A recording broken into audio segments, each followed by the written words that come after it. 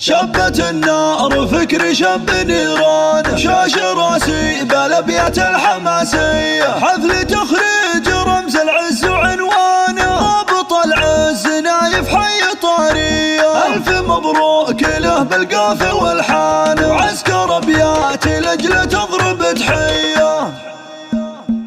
لازم نعلق النجمة على امتانه، تفخر الرتبة فيه وفيه زاهية، يلفظ يا مقام العز وشيخانه، افخر بشبلكم فهد وطارية، فالحرس الوطني حاز الاخانه، حازه بعزمه وفعل البطولية، الشجاعة اللي حاز المجد برهانه، لو وقف يحتمل وقفاته والهية، هذا ذخر الوطن ودينه وإيمانه، درع وسلاح لبلاده السعودية، نسل شيخ كريم وعالي شانه، هذا ناصر ناره بالكرم حيه، من سلايل رجال العز وسيسانه، الفغم عزوة الطلات والهية، يحتمل موقف والاثار دخانه، اهل سطوه وشجاعه غير عاديه، والخوال هم مقام المجد واركانه، لابت الحرب الروس الكباريه، والختم نطلب المعبود سبحانه،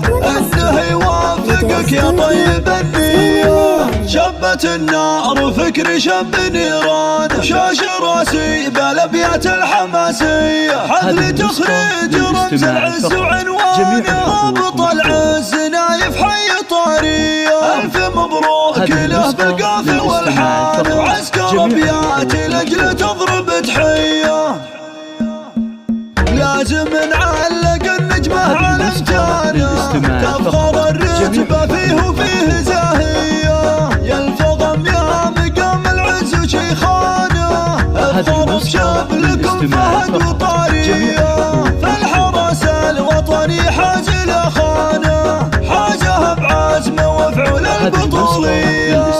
الشجاعة اللي حاز المجد برهانه، لا وقف يحتمل وقفاته والهية، هذا ذخر الوطن ودينه وإيمانه، درع وسلاح لبلاده السعودية، نسل شيخ كريم وعالي شانه، هذا ناصر ناره بالكرم حيه، من سلايل رجال العز وسيسانه، الفضم عزوة الطلات والهية، يحتمل موقف والاثار دخانه، اهل سطوه وشجاعه غير عاديه، والخوال هم مقام المجد واركانه، لابت الحرب الروس الكباريه، والختم نطلب المعبود سبحانه.